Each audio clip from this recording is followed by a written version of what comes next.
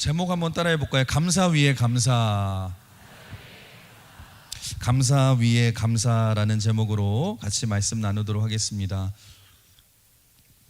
오늘은 맥주 감사 주일로 오늘 지내는데, 절기로 지내는데, 교회를 많이 다녀보신 분들은 맥주 감사 주일이 익숙하시겠지만, 교회 이제 다닌 지 얼마 되지 않는 분들은 맥주 감사 주일이 뭐야? 이렇게 의아해 하실 거예요. 제가 일산에서 목회할 때도 실제로 있었던 일입니다. 맥주 감사 주일날 예배 후에 새신자가 저한테 와서 이런 질문을 했어요. 목사님, 오늘 왜 맥주 안 주냐고.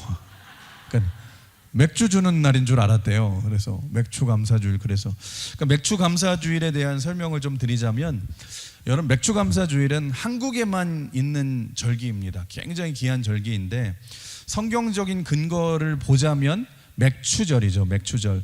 이스라엘 백성들에게는 대표적인 3대 절기가 있습니다.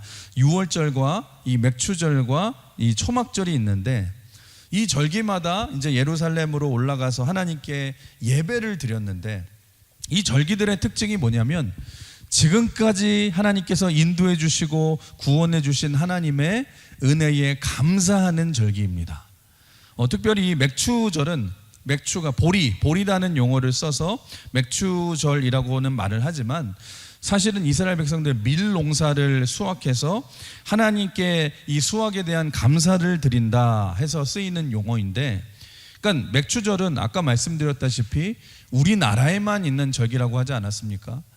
그러니까 우리나라는 여러분 아시다시피 옛날부터 이제 이모작을 했죠. 농경 문화여서 이모작을 했는데, 봄을 지나 이제 보리 농사를 다 끝내고 나서 추수해서 하나님께 드리는 이 7월 첫 주를 전통적으로 맥추 감사절로 드렸고, 또 여름을 지나서 가을에 이 오곡백화 쌀 농사를 마칠 때에 이 11월에는 우리가 추수 감사절이라고 드려서, 이 두 가지가 1년에 하나님께 2번 드리는 이 감사절기가 되었습니다.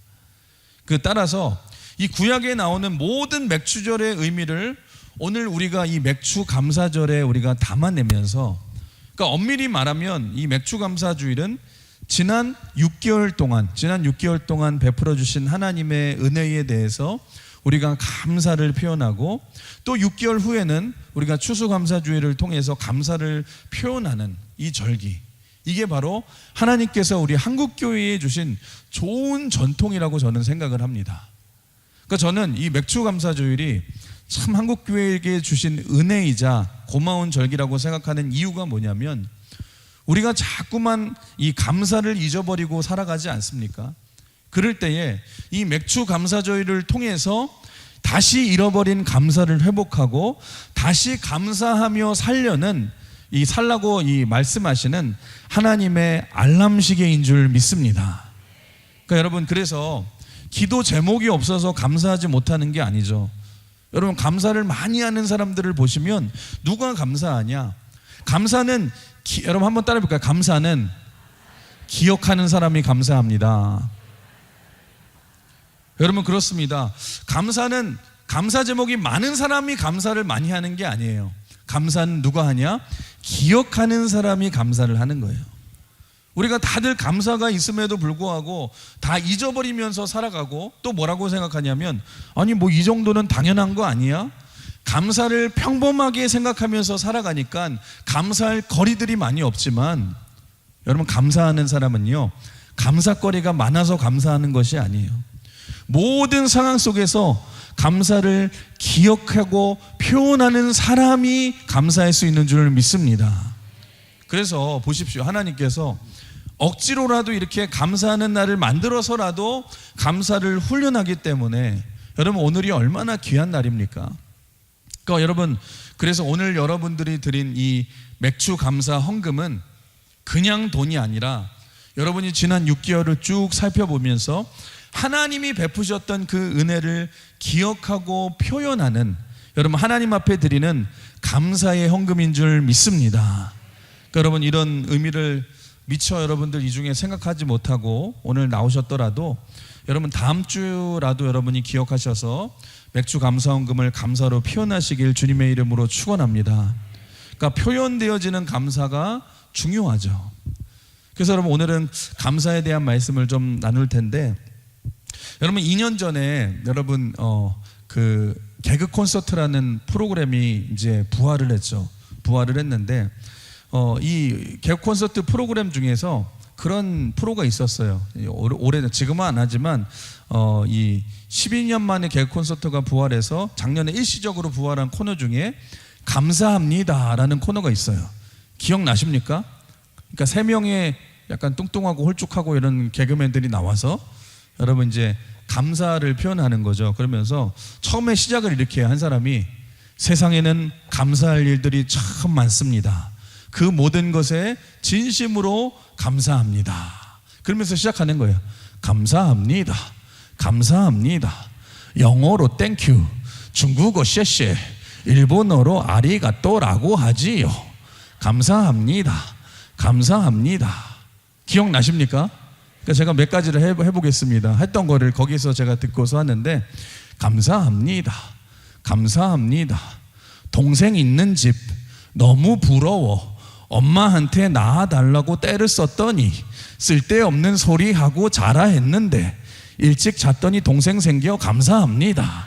감사합니다. 그 와중에 쌍둥이래. 감사합니다. 감사합니다. 뭐 이런 거예요.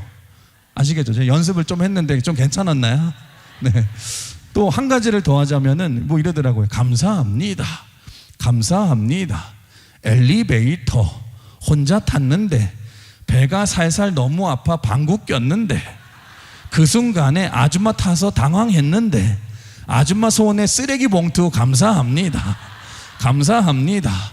아줌마가 오히려 미안하대. 감사합니다. 감사합니다. 뭐 이런 거거든요. 참 재밌지 않습니까?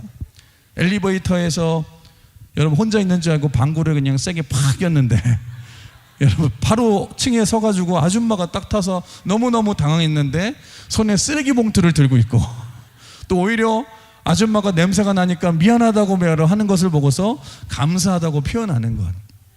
여러분 저는 이 프로그램을 보면서 야, 참 성경적인 프로그램이구나. 여러분 정말로 그렇지 않습니까?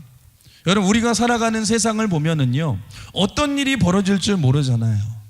세상의 모든 만사에 우리가 잘 찾아보면은 하나님이 숨겨놓으신 감사가 숨어 있지 않습니까? 우리가 그래서 아무리 절망적인 일을 만나도 가만히 보시면은요, 그곳에서 감사할 일들이 있고요, 아무리 끝났다고 우리가 생각해서 절망의 자리라 할지라도 여러분 그 끝난 자리에서 하나님이 새로운 길을 열어주실 때도 있고요, 하나님이 우리의 삶을 주관하시기 때문에 우리는 어떠한 고난을 만나도 좌절할 일도 실망한 일도 우리가 없을 것은 이유가 뭐냐? 그 좌절 속에서도 감사할 내용이 있는 줄 믿습니다.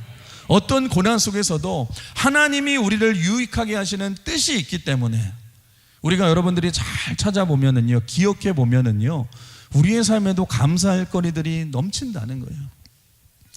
여러분 지난 6개월을 돌아보시면서 한번 여러분이 집에 가서 적어보세요. 여러분에게 있어서 감사할 일들이 무엇이었습니까? 생각하고 기억해보면 감사할 일들이 넘치게 많지 않습니까? 뭐 저 역시 그냥 말씀을 준비하면서 6개월을 그냥 잠깐 돌아봤는데 참 감사할 일들이 너무너무 많더라고요. 이렇게 좋은 교회에서 좋은 성도들과 함께 목회할 수 있는 것도 여러분 너무너무 감사하고, 또 은혜로운 우리 장로님들하고 동역할 수 있음에도 너무너무 감사하고, 또 올해는 우리가 소그룹이 건강한 교회라는 주제로 시작을 했는데 6개월밖에 안 됐음에도 불구하고 우리 셀이 또 잘 정착을 해서 너무너무 또 감사하고, 셀리더들이 헌신해 주셔서 또 감사하고, 또 올해 초에는 GBF 우리 선교센터가 완공되어서 완공 예배를 드려서 또 우리가 또 선교를 같이 할 수 있음에 또 너무너무 또 감사하고, 또 우리가 봄에 한창 달렸죠. 우리 행복한 사람들의 축제를 하면서 우리가 복음 전하는 이 축복을 누리게 하심에도 감사하고, 또 열매들도 많이 맺게 하심에 또 감사하고, 또 개인적으로도 또 생각하면은 감사할 것들이 많아요. 제가 강명으로 오면서 느끼는 게 뭐냐, 강명에는 또 우리 특히 강명동에는 우리 성도들이 굉장히 많잖아요. 그러니까 어딜 가나 우리 성도들을 만나게 돼요. 그러니까 대충 걸어갈 수가 없는 거예요. 그래서 길거리를 지나쳐도 어디선가 목사님 누가 불러요. 그냥 저기 계시네. 또 보다 보면 저기 건너편에서 목사님 누가 불러요. 그래서 저기를 또 쳐다보고 언제 한 번은 이제 사거리에서 이제 지하철을 타고 가면서 밤에 이제 이렇게 가면서 길거리에 파는 게 많잖아요. 그래서 가다가 좀 먹고 싶은 걸 살까 말까 고민을 하면서 쳐다보고 있었더니 여러분 갑자기 옆에서 누가 툭 치더니 목사님 제가 사드려요 딱 그러는 거예요. 그래서 언제나 저는 늘 사거리를 걸을 때 생각하는 게 뭐냐, 누군가가 나를 또 보고 있다. 사거리까지 가다 보면은 반드시 한 분 정도는 꼭 인사를 하거든요. 너무너무 그것도 감사하고, 또 뭐 식당에서 밥을 먹어도 여러분 목사님 제가 대접하고 싶어요 대신 계산해 주시는 분들도 계시고, 그러니까 제가 받을 수 있는 사랑을 너무너무 받아서 너무너무 또 죄송하고 또 너무 감사하기도 하고, 또 놀라운 사실은 제가 이제 다른 교회 목사님들하고 만날 기회들이 많아 있었는데 외부에 나가면 또 신기하게 광흥교회 출신들이 굉장히 많더라고요. 또 광흥교회 섬겼던 분들도 굉장히 많아서 얼마나 속으로 반갑고, 속으로 막 항상 제가 노래를 불러요. 감사합니다. 감사합니다. 여러분 얼마나 감사할 것들이 많습니까? 여러분은 어떠하십니까? 여러분 지난 6개월 동안 베풀어 주신 그 은혜와 사랑을 한번 적어보세요. 한번 생각해 보세요. 여러분 감사할 것들이 얼마나 많습니까? 여러분 감사는 감사할 일이 많은 사람이 감사하는 것이 아니라 감사를 기억하는 사람이 감사할 수 있다. 여러분 오늘 본문을 보시면 이 예수님께 치료받은 10명의 이 나병 환자의 이야기가 나오는데, 여러분 잘 아시는 말씀이죠. 레위기 13장을 보시면 이스라엘 백성의 이제 율법 중에 나병에 걸린 사람이 해야 될 일이 5가지가 나옵니다. 첫 번째는 뭐냐? 멀리서도 다른 사람이 자신이 나병에 걸렸음을 이제 알아볼 수 있도록 옷을 찢어야 됩니다. 옷을 찢어야 돼요. 나병 환자들은. 요즘 청년들 보시면은 여러분 청바지를 찢고 다니는데, 여러분 옛날식으로 이스라엘 같으면 나 나병 환자입니다 그런 뜻이에요. 여러분 막 그렇게 찢고 다녀야 되고, 두 번째는 머리를 풀어 헤쳐야 됩니다. 나병 환자 머리를 풀어 헤쳐야 되고, 이스라엘 중에 머리를 풀어 헤치는 사람은 2종류밖에 없었어요. 이 나병 환자와 창기들. 그래서 머리를 풀어 헤쳐야 되고, 세 번째는 사람들이 가까이 오면은 소리쳐야 돼요. 부정하다, 부정하다, 나는 부정하다라고 소리를 쳐야 돼요. 스스로를, 자신의 병과 죄를 폭로해야 됩니다. 그리고 네 번째는 가족들하고 떨어져서 여러분 살아야 되고, 5번째는 동네에서 쫓겨나서 진영에서 따로 머무는 곳에서 따로 살아야 돼요. 여러분 이 나병이라는 것은 육체적인 질병뿐만 아니라 이것도 서러운데 사회적으로도 굉장히 고립되는 질병이기 때문에 차별 중에 이런 차별도 없죠. 어떻게 보면은 나병 환자는 소망도 없고 절망 중에 놓인, 최고의 절망에 놓인 상태가 나병이 아닐까 싶을 정도로 이 불쌍한 사람들이 나병 환자였습니다. 그렇게 오늘 본문에도 보시면 이들이 사는 곳을 뭐라고 말해요? 동네에서 쫓겨나서 사마리아 땅도 아니고 갈릴리 땅도 아닌 어지간한 곳에서, 중간에 그런 곳에서 머물면서 살고 있었는데, 어느 날 죽은 자도 살리시는 예수님께서 여러분 이곳을 지나가신다는 소식을 듣게 됩니다. 그래서 예수님이 지나가실 때에 이 10명의 나병 환자가 예수님께 나아가서 여러분 엎드려서 외치면서 간절히 외치기 시작하죠. 우리 한번 본문을 읽어볼까요? 12절과 13절 시작. 한 마을에 들어가시니 나병 환자 10명이 예수를 만나 멀리 서서 소리를 높여 이르되 예수 선생님이여 우리를 불쌍히 여기소서 하거늘. 여러분 아까 말씀드렸다시피 나병 환자는 사람들과 가까이 갈 수 없어서 이들이 멀리 외쳐서 예수님께 외치기 시작해요. 주님 나를 불쌍히 여겨주시옵소서, 불쌍히 여겨주시옵소서. 근데 여러분 결국에 오늘 말씀의 결론은 무엇입니까? 예수님이 불쌍히 여겨주셔서 이 10명의 나병 환자를 100% 다 고쳐주셨어요. 10명이 다 치유함을 받았어요. 여러분 우리도 마찬가지입니다. 어떤 절망에 놓인 사람이라 할지라도 예수님을 만나면 반드시 은혜와 기적을 체험할 줄 믿습니다. 근데 여러분 오늘 본문의 핵심은, 말씀의 핵심은 그게 아니죠. 여러분 10명이 다 고침을 받았는데 그 10명 중에 한 사람만이 다시 예수님께 돌아와서 감사를 피워냈다라는 것입니다. 그리고 이 사람은 여러분 병을 치유받을 뿐만 아니라 영혼까지 구원받는 은혜를 누리게 되었다. 여러분 결국 감사한 사람만이 병을 치유받을 뿐만 아니라 영혼까지 구원을 받게 되지 않습니까? 그래서 오늘 말씀을 통해서 여러분 감사가 주는 유익이 무엇인지, 여러분 우리가 어떻게 감사하는 삶을 살아야 될 것인지 오늘 이 맥주 감사절에 오늘 말씀을 통해서 다시 감사를 우리가 생각하고 또 은혜를 생각하고 감사를 회복하시는 저와 여러분 되시길 주님의 이름으로 축원합니다. 우리 첫 번째로 우리 한번 같이 따라해 볼까요? 믿음 위에 감사를 더해야 합니다. 믿음 위에 감사를 더해야 된다. 오늘 본문을 보시면 이 나병 환자 10명이 예수님이 오신다는 소식을 듣고 예수님께 나왔습니다. 여러분 믿음은 들음에서 난다고 하잖아요. 그러니까 이들이 예수님께 나아가기만 해도 예수님께서 내 병을 반드시 고쳐주실 것이다. 여러분 이것도 믿음입니다. 여러분 거기다가 예수님께서 이들에게 뭐라고 말하냐면 너희가 제사장에게 가서 너희 몸을 보여라, 치유받았다는 몸을 보여라 말씀하실 때에 이게 왜 중요하냐면, 왜냐하면 마지막에 판정을, 치유받았다는 판정을 해주는 것이 제사장이기 때문에, 그러니까 이미 나았다는 확신이 없으면 제사장에게 갈 수 없거든요. 근데 여러분 14절을 보시면 이들이 예수님과 함께 있을 때에 그때 고침을 받은 게 아니에요.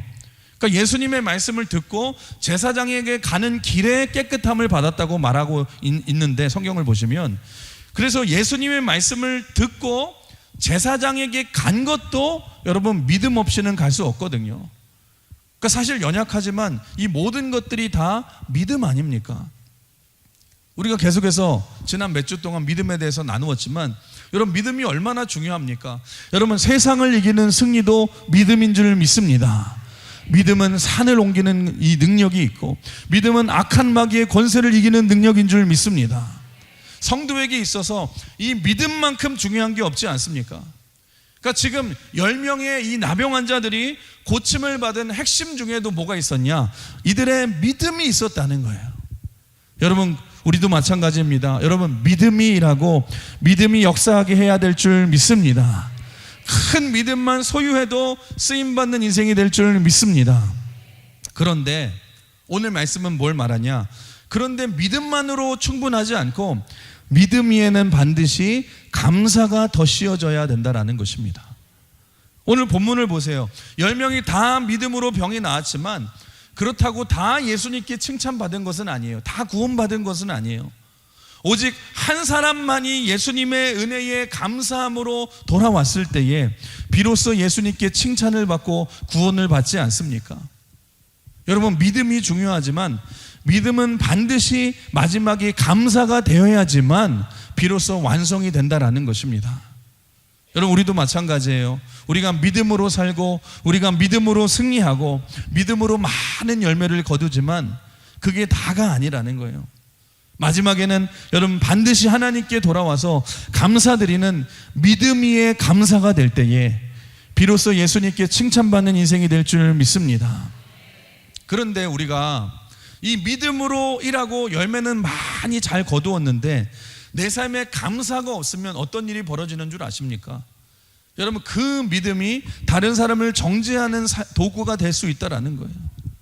그래서 여러분 우리 중에도 보시면 참 많은 일을 하고도 축복받는 삶을 살지 못하는 성도들이 굉장히 많습니다.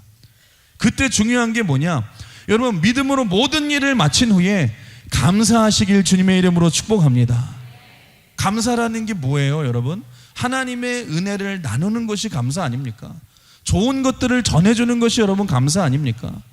그러니까 여러분 감사하면 어떤 일이 벌어지냐? 감사하면 내 믿음의 유익과 하나님의 은혜를 모든 사람들하고 공유하게 되는 거예요. 감사는 이렇게 모든 사람이 하나 되게 만드는 힘이 있다라는 것입니다. 여러분 마귀는요, 예수 믿는 자들이, 여러분 마귀가 극도로 싫어하는 게 뭐냐? 예수 믿는 자들이 하나 되는 것을 극도로 싫어합니다. 그래서 뭐라고 말하냐? 야, 너 믿음 가지고 일하는 것은 좋아. 그런데 너 혼자만 그 믿음의 유익을 누리고 다른 사람 정죄하면서 살아. 여러분 그렇게 말해요. 이게 마귀의 노림수예요. 그런데 그 믿음 위에 감사를 더하면 어떤 일이 벌어지냐? 하나님의 은혜를 모든 사람으로 하여금 같이 누리게 되고 하나 되게 만드는 은혜를 누리게 한다라는 것입니다. 그래서 여러분 그 사람의 그릇의 크기는요, 감사를 통해서 우리가 알 수 있다라는 거예요. 어떤 사람이 100을 받을 때 감사하고 200을 받을 때는 감사하지 않는다고 한다면 그 사람은 200밖에 안 되는 사람입니다. 그러니까 우리가 감사를 멈추는 그 순간이 그 사람의 그릇이 될 수 있다라는 거예요. 여러분 그래서 우리가 여러분 다 큰 그릇이 되고 싶다라고 하나님 앞에 우리가 기도하지 않습니까? 큰 그릇은 다른 것이 아닙니다. 계속해서 하나님 앞에 감사해 보십시오. 여러분 감사하는 사람은 하나님 앞에 크게 쓰일 큰 인물이 될 수 있는 줄 믿습니다. 사랑하는 성도 여러분, 믿음 위에 감사를 더하셔서 여러분 더 큰 은혜를 누리시는 저와 여러분이 되시길 주님의 이름으로 축원합니다. 두 번째로 한번 따라해 볼까요? 감사 위에 감사를 더해야 합니다. 그래서 여러분 인생을 살다 보면 우리가 고난이 있는데 여러분 이 고난이 고난으로 끝나면 안 된다는 것입니다. 반드시 감사로 끝나야지만 더 큰 은혜를 누리게 된다라는 거예요. 그러니까 오늘 본문도 보시면 지금 감사하는 한 사람과 감사가 없는 9사람의 운명이 어떻게 갈라집니까? 여러분 한 사람만이, 감사하는 한 사람만이 예수님으로부터 영원히 구원받는 가장 큰 축복과 은혜를 누리게 되지 않습니까? 여러분 인생을 살다 보면은요 힘이 들고 지칠 때가 있어요. 그러면 여러분 어떤 생각이 드냐? 거기서 끝내고 싶어요. 여러분 힘드니까 도망치고 싶고요, 힘드니까 잠수 타고 싶어요. 여러분 이해는 되죠. 얼마나 힘들면 그러겠습니까? 그런데 여러분 그러면 거기가 끝이고 거기서 인생이 무너지지만 여러분 감사한다면, 거기서도 감사한다면, 감사는 어떤 능력이 있냐? 감사는 멈추지 않게 만들고 우리의 사명을 끝까지 가게 만드는 능력이 된다라는 것입니다.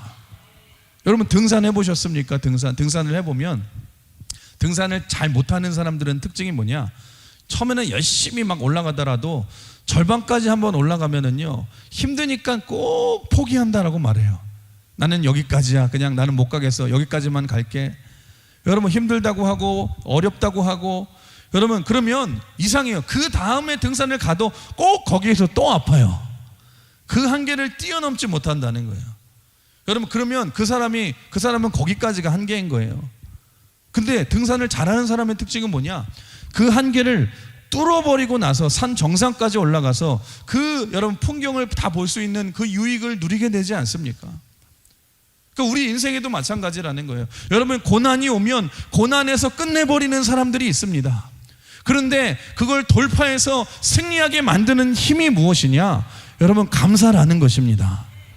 여러분 감사는 잊지 마십시오. 감사는 고난을 돌파해서 여러분 승리하게 만드는 힘이 있는데 여러분 고난이 올 때마다 감사함으로 우리가 넘어가야 될 줄 믿습니다. 근데 그걸 넘지 못하고 꼭 실패하는 인생이 있다라는 거예요. 여러분 교회에서도 그래요. 무슨 행사를 하든지 뭐 수련회를 하든지 선교를 갔다 오든지 마지막에는요 반드시 무엇으로 우리가 맞춰야 되냐? 우리가 무슨 평가회 같은 거 한다고 뭐 돌아본다고 평가회 같은 거 하고 모이면은요 한국 사람의 특징이 뭐예요? 맨날 마지막에 평가회하고 모여서 같이 싸우고 기분 나빠서 헤어집니다. 싸우고 기분 상해하고 여러분 실족해가지고 헤어지는 거예요. 여러분 아니에요. 우리가 서로 격려하고 기도함으로 감사함으로 은혜로 맞춰야 되지 않겠습니까? 그래야지 여러분 사역이 멈추지 않죠. 저도 여러분 이 목회를 하다 보면 굉장히 힘들고 지칠 때가 있는데 그런데 힘들다고만 계속 하다 보면은요 감사가 사라지거든요. 그러면 내게 주어진 사역을 감당하기가 쉽지 않아요. 여러분 생각해 보십시오. 제가 목사인데 여러분 설교할 게 많다고 해가지고 힘들다고만 생각하고 그러면 어떻게 제가 사역을 감당하겠습니까? 근데 제가 코로나 팬데믹 때 여러분 아파가지고 설교 몇 주를 안 하고 누워만 있으니까요 하나님 앞에 회개가 나오더라고요. 설교할 수 있는 것도 은혜였구나. 내가 사명을 감당할 수 있는 게 은혜였구나. 여러분 잊지 마십시오. 하나님이 우리에게 더 큰 것을 주시는 것은요 두 가지예요. 첫 번째, 충성하면 더 주실 줄 믿습니다. 작은 일에 충성하는 자에게 더 큰 일을 맡기시고, 두 번째로 감사하면은 더 주신다라는 거예요. 그러니까 여러분들이 하나님 앞에서 더 크게 나아가는 길은요, 두 가지거든요. 크게 보면은 충성하고 감사하는 것. 그러면 하나님께서 계속해서 더 큰 길을 열어주실 줄 믿습니다. 제가 성도들을 보면은 여러분 열심히 봉사하고 섬기다가 사소한 일로 인해서, 누군가의 말 한마디로 인해서 여러분 마음이 상할 수 있어요. 여러분 섭섭할 수 있습니다. 그런데 열심히 섬긴 후에 뒤에서 원망하다가 나중에는 삐져서 여러분 잠수 타거나 그만둘 때가 있어요. 내 나름 딴에는 그럴 거예요. 아, 이번만 내가 삐지고 이번만 빠지고 다음번에는 잘해야지, 다음번에는 다시 섬겨야지. 그런데 그 상처 때문에 그러다가 영원히 다시 못 섬길 때가 있다니까요. 여러분 얼마나 안타깝습니까?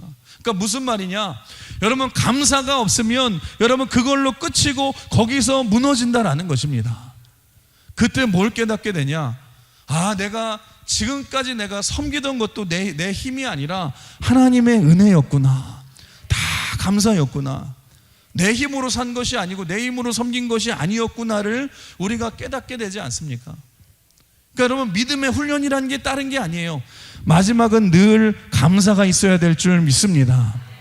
예배드리고 나갈 때도 여러분 감사함으로 나가셔야 되고, 예배드리고 나갔는데 누가 내 발 밟았다고 해가지고 그냥 욱 하면서 막 그냥 그러지 마시고, 그때도 어떻게 해요? 감사합니다, 감사합니다, 발 마사지 해주셔서 감사합니다, 그렇게 하시고, 여러분 그래야지 더 큰 은혜와 축복을 누리게 될 줄 믿습니다. 오늘 본문 17절 한번 보세요. 17절 같이 읽어볼까요? 시작. 예수께서 대답하여 이르시되 10사람이 다 깨끗함을 받지 아니하였느냐? 그 9은 어디 있느냐? 자, 여러분 예수님의 지금 안타까워하시는 이 안타까워하는 마음이 느껴지십니까? 얘들아, 10명이 다 고침을 받았는데 그 9은 지금 어디에 있느냐? 지금 예수님의 그 안타까운 마음이 느껴지십니까? 내가 너희들에게 더 큰 선물을 주려고 바디 뒤춤에 내가 준비해 뒀는데 그 나머지 9은 어디 갔냐는 거예요. 오늘 식사를 위해서 내가 10인분을 내가 준비했는데 왜 1명만 왔냐는 거예요. 나머지 9명은 어디에 있느냐? 나머지 9명은 어디에 있느냐? 예수님의 안타까운 마음 아닙니까? 여러분 우리도 마찬가지라는 거예요. 감사하지 않으면 여러분 우리도 나머지 9에 속하는 사람이 될 수밖에 없다라는 것입니다. 예수님이 분명히 여러분들에게 은혜를 주시기 위해서, 더 큰 축복을 주시기 위해서 바지 뒷주머니에 다 준비하고 계셨는데, 감사하지 못하면, 우리가 돌아오지 못하면 이 여러분 축복을 누리지 못하잖아요. 오직 감사한 한 사람만이 구원을 선물로 받지 않습니까? 여러분 다른 9명은요 육신에 여러분 질병이 낫게 되었지만, 육신이 나아봤자 여러분 또 나중에 수명이 차면 죽어서 영원한 지옥에 들어가게 될 텐데, 그 한 명만이 돌아와서 감사를 표현하자 여러분 구원을 주심으로 말미암아 육신만 치유받은 게 아니라 여러분 영생까지 선물로 받지 않습니까? 우리가 감사해야 될 이유가 바로 이것이라는 것입니다. 예수님께서는요 감사하는 자들에게는 더 큰 감사거리로 더 큰 축복을 여러분 바지 뒷주머니에 여러분 감추셨다가, 감사하는 자들에게 선물로 주실 줄 믿으시길 바랍니다. 그래서 한번 따라해볼까요? 감사는 은혜를 낳는 씨앗입니다. 감사가 감사를 낳고, 감사하면 감사할 거리가 여러분 풍성해질 줄 믿습니다. 어떤 목사님이 그래서 이런 말까지 하셨어요. 우리에게 있어서 가장 큰 죄악은 뭐냐? 감사하지 아니하는 죄다. 우리에게 있어서 가장 큰 죄악 중에 하나는 감사하지 아니하는 죄다.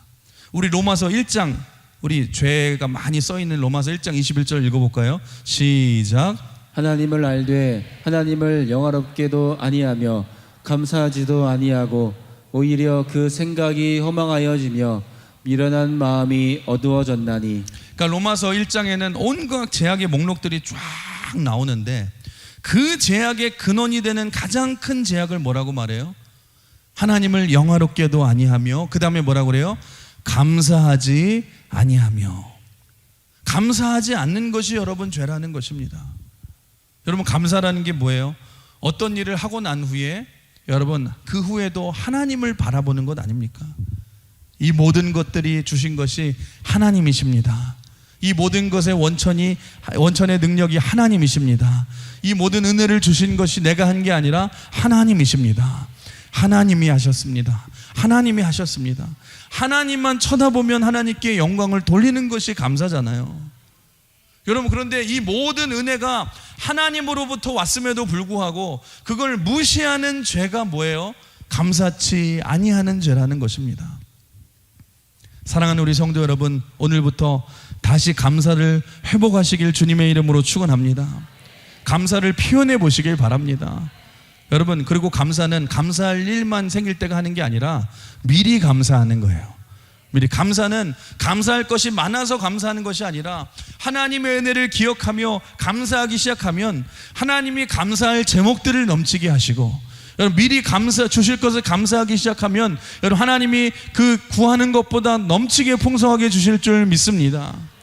그래서 믿음 위에 감사를 세우고 그 감사 위에 여러분 풍성이 넘치는 감사하는 삶이 될 때에 하나님이 예비하신 여러분 메마르지 않는 은혜가 풍성한 삶이 될 줄 믿습니다. 그러니까 마귀가 가장 힘들어하는 인생이 뭐냐? 가장 공격하기 힘든 인생이 어떤 크리스찬이냐? 감사하는 크리스찬이에요. 여러분 가정에서도 미리 감사해 보십시오. 감사를 풍성하게 심어 보십시오. 마귀가 어떻게 이 가정을 공격할 수 있겠습니까? 여러분 교회에서도요, 미리 교회를 섬기면서 미리 감사해 보세요. 풍성하게 감사해 보면 그 사람이 어떻게 교회에 대해서 욕을 할 수 있겠습니까? 감사가 풍성하면 어떻게 마귀가 그 사람을 공격할 수 있겠어요? 여러분 우리가 시험 드는 것을 원천적으로 봉쇄하는 능력이 어디에 있냐? 감사에 있다라는 것입니다. 이 이야기를 여러분 들어보신 적이 있으실 텐데 1895년에 미국의 남부에 알라바마 주가 있죠. 알라바마 주에 모카밭이 굉장히 이제 유명했는데 어느 날 이제 벌레들이 와가지고 모카밭을 다 먹어버렸어요. 완전히 흉년이 온 거예요. 그러면 사람들이 여러분 어떻게 보면은 내 사업이 망한 거니까 원망해야 되지 않겠습니까? 근데 아시죠? 미국의 남부가 바이블 벨트여가지고 예수 잘 믿는 사람들이 많았어요. 그 지역 사람들이 예수님 잘 믿는 사람들이어서 그들이 원망하지 않고 오히려 감사를 했대요. 감사를 하면서 모카밭이 사라졌으니까 우리가 여기다가 땅콩을 심어야겠다. 땅콩을 심었더니 여러분 대박이 났어요. 대풍년이 났어요. 그러니까 얼마나 감사합니까? 근데 나중에 땅콩밭이 또 잘 안 됐어요. 근데도 이 사람들이 여러분 불평하지 않고 또 감사합니다. 감사를 했어요. 감사했더니 원망하지 않고 감사했다고 나중에는 거기에다가 커피밭을 심었대요. 망해서 또 커피밭을 심었더니 커피가 풍년이 되어서 나중에는 놀라운 사실은 모카밭이었던 그 동네가 여러분 벌레가 와서 다 뜯어먹어서 결국에는 나중에는 결론적으로 커피밭이 되었더라. 근데 놀라운 사실은 커피밭이 되어서 그 동네의 소득 수준이 4배, 5배가 올랐다는 거예요. 여러분 놀랍지 않습니까? 보시면 하나님이 벌레를 주셔서 망하게 하신 것도 감사하니까 나중에 오랜 시간이 지나놓고 보니까 이 모든 것들이 감사의 제목이 되게 되지 않습니까? 여러분의 과거에 있는 상처에도 여러분 감사하며 나아갈 때에 하나님께서 합력하여 선을 이루시고 감사 위에 감사가 넘치는 인생이 되게 하실 줄 믿습니다. 우리 마지막으로 골로새서 우리 2장 6절 7절 같이 읽어볼까요? 시작. 그러므로 너희가 그리스도 예수를 주로 받았으니 그 안에서 행하되 그 안에 뿌리를 박으며 세움을 받아 교훈을 받은 대로 믿음에 굳게 서서 감사함을 넘치게 하라. 아멘. 여기 보시면 뭐라고 그래요? 예수 그리스도라는 반석 위에 우리가 처음에 믿음을 굳게 세워라. 그리고 난 뒤에 해야 될 일이 무엇입니까? 감사가 넘치게 하라. 여러분 믿음 위에 감사를 세우고 여러분 감사 위에 감사가 넘치는 삶을 살아야 될 줄 믿습니다. 여러분 잊지 마십시오. 감사는 능력입니다. 감사는 미래를 열리게 만드는 여러분 능력입니다. 오늘도 흘러 넘치는 감사를 표현해 보십시오. 여러분 하나님의 은혜에 감사하시고 당연한 것이 아니라 감사임을 늘 기억하시면서 감사 위에 감사를 세울 때에 여러분 남은 6개월도 우리가 감사가 넘치는 삶을 살아가게 될 줄 믿습니다. 오늘 말씀을 정리하겠습니다. 사랑하는 성도 여러분, 지난주에 저희 성도 한 분이 이제 돌아가셨는데 이분이 어떤 분이시냐면 우울증이 있던 분이신데 이분이 사고로 인해서 안타깝게 이제 소천하셨는데, 왜 제가 이분을 기억하냐? 참 어린아이 같이 순수한 신앙을 가지신 분이셨는데, 제가 2부 예배를 마치면 꼭 제가 사무실을 가는 길목에 서서 저기 인사를 해주시는 분이에요. 끝까지 기다리세요. 제가 올 때까지 기다리셨다가 여러분 제가 오시면 제가 그때마다 손 잡아드리면서 같이 인사를 하는데, 그러면 그분이 꼭 하시는 얘기, 뭐 여러 가지 질문도 하시지만 마지막에는 꼭 하는 소리가 뭐냐? 목사님 감사해요, 힘내세요. 그러고 마치는 거예요. 근데 여러분 이제 지지난주에 소천하시고 지난주에 이제 저희가 이제 주일을 맞이하는데 2부 끝나고 제가 가는데 멈칫했어요. 근데 있어야 될 분이 안 계시니까 그게 너무너무 허전하더라고요. 그리고 그런 생각이 들더라고요. 내가 그때 그분의 손을 한 번 더 잡아드렸어야 되는데, 한 번 더 힘내시라고 내가 말씀을 드렸어야 됐는데. 그러니까 돌아보니까 여러분 제가 살아오고 만났던 많은 한 사람 한 사람이 다 하나님의 은혜였고 하나님의 선물이었고 또 하나님의 감사의 제목거리 아니었습니까? 사랑하는 성도 여러분, 잊지 마십시오. 우리가 지금 살아가고 있는 이 우리의 하루하루의 순간순간의 여러분, 이 순간은 당연한 것이 아니라 하나님의 은혜인 줄 믿습니다. 하나님의 선물인 줄 믿습니다. 믿음 위에 감사를 더하시고 감사 위에 더 풍성한 감사를 여러분 더하셔서 날마다 감사가 넘치는 인생이 살아가셔서 오늘 또 6개월 동안 남은 2025년 6개월도 하나님이 주시는 풍성한 은혜가 넘치시는 우리 강은의 모든 성도들 되시기를 주님의 이름으로 축원합니다. 주님의 이름으로 축복합니다. 오늘 같이 우리 찬양하시고 우리 같이 기도했으면 좋겠는데요. 여러분 감사할 거리가